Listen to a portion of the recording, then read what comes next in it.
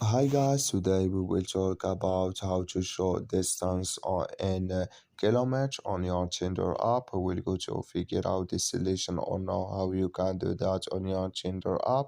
All you have to do, you just go down here, you click here on this mark, then it's going to take you to next window here or your profile, and you just go up, you click here on this mark settings, then it's going to take you to next window here or settings window, and you just go down here, so you just keep going and you come here to push notification sorry, you come here to show distance, and you just click here on kilometer here, and like you say no show distance and kilometer, it's turned on now.